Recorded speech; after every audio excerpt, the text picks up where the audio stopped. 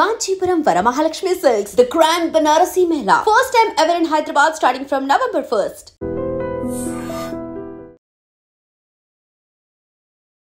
Delhi bomb blast తర్వాత దేశవ్యాప్తంగా high alert కొనసాగుతోంది.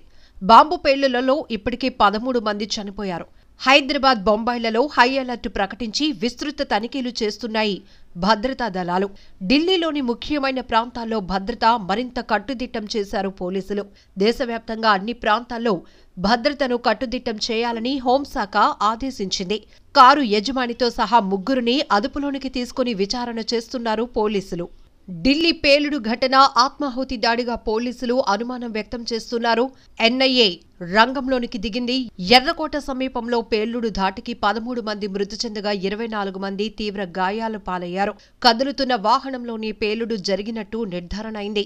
పరిస్థితిని అమిత్ షా సమీక్షించారు. ఎన్ఐఏ, ఎన్ఎస్జీ రంగంలోనికి దిగాయి. ఉదయం ఉగ్రమూట అరెస్ట్ అయింది. సాయంత్రం పేలుడు కుట్ర కోణంపై దర్యాప్తు కొనసాగుతోంది. ఢిల్లీతో పాటు ఉత్తరప్రదేశ్, మహారాష్ట్ర, కేరళలో హై అలర్ట్ ప్రకటించారు. దేశ రాజధాని ఢిల్లీలో జరిగిన భారీ పేలుడు ఆత్మాహుతి దాడి అయ్యుంటుందని పోలీసులు అనుమానిస్తున్నారు. ఈ నేపథ్యంలో దర్యాప్తు సంస్థలు విచారణ ముమ్మరం చేశాయి. ఎర్రకోట మెట్రో స్టేషన్ సమీపంలో సోమవారం సాయంత్రం జరిగిన ఈ శక్తివంతమైన పేలుడులో 13 మంది మరణించగా 24 మంది గాయపడ్డారు. వీరిలో ముగ్గురు పరిస్థితి విషమంగా ఉంది. కదులుతున్న వాహనంలోనే ఈ పేలుడు జరగటంతో దీనిని ఆత్మాహుతి దాడిగా అనుమానిస్తున్నారు. ఈ ఘటనతో దేశవ్యాప్తంగా భద్రతా సంస్థలు మరింత అప్రమత్తమయ్యాయి. ఢిల్లీ పోలీస్ కమిషనర్ సతీష్ గోల్చా తెలిపిన వివరాల ప్రకారం సాయంత్రం 6:52 సమయంలో ఎర్రకోట ట్రాఫిక్ సిగ్నల్ వద్ద నెమ్మదిగా కదులుతున్న ఒక వాహనంలో ఈ పేలుడు సంభవించింది. పేలుడు జరిగినప్పుడు వాహనంలో మనుషులున్నారని ఆయన ధృవీకరించారు. సమాచారం అందిన వెంటనే అగ్నిమాపక సిబ్బంది ఘటనా స్థలికి చేరుకుని మంటలు అదుపులోనికి తెచ్చారు. ఈ 2 దుర్ఘటనలో 6 కార్లు, 2 రిక్షాలు, ఒక ఆటో రిక్షా పూర్తిగా దగ్ధమయ్యాయి. ఈ ఘటనపై కేంద్ర హోంమంత్రి అమిత్ షా వెంటనే స్పందించారు. Delhi police commissioner intelligence bureau చీఫ్తో ఫోన్లో మాట్లాడి పరిస్థితిని సమీక్షించారు. ప్రధాని నరేంద్ర మోదీ కూడా హోంమంత్రితో మాట్లాడి వివరాలు అడిగి తెలుసుకున్నారు. నేషనల్ సెక్యూరిటీ గార్డ్స్, అలానే జాతీయ దర్యాప్తు సంస్థ, ఫోరెన్సిక్ నిపుణుల బృందాలు ఘటనా స్థలికి చేరుకుని ఆధారాలు సేకరిస్తున్నాయి. కశ్మీర్, హర్యానా, ఉత్తరప్రదేశ్లలో విస్తరించిన జైషే మహ్మద్, అన్సార్ గజ్వత్, ఉల్ హింద్ ఉగ్రవాద సంస్థలకు చెందిన ఓ భారీ ముఠాను భద్రతా బలగాలు సోమవారం ఉదయం పట్టుకున్నాయి. 3 డాక్టర్లతో సహా 8 మందిని అరెస్టు చేసి 2900 కిలోల పేలుడు పదార్థాలు స్వాధీనం చేసుకున్న కొన్ని గంటల్లోనే ఈ పేలుడు జరగటం తీవ్ర కలకలం రేపుతోంది. ఈ 2 ఘటనల మధ్య సంబంధం ఉండొచ్చు అనే కోణంలో దర్యాప్తు అధికారులు అనుమానిస్తున్నారు. పేలుడు నేపథ్యంలో ఢిల్లీ సరిహద్దులో భద్రత కట్టుదిట్టం చేశారు.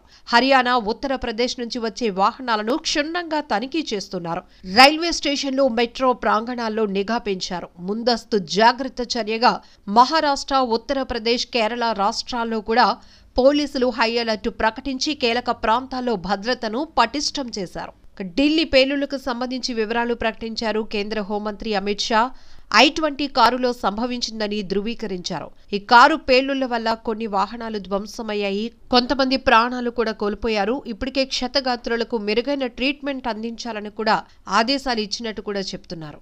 ఇక ఢిల్లీలో జరిగిన పేలుడు ఘటన దృష్ట్యా నగర ప్రజల భద్రతను దృష్టిలో పెట్టుకుని ముందస్తు భద్రతా చర్యల్లో భాగంగా సోమవారం రాత్రి విశాఖలోని అన్ని ప్రధాన కేంద్రాలు, రద్దీ ప్రాంతాల్లో పోలీసులు విస్తృతమైన తనిఖీలు చేశారు.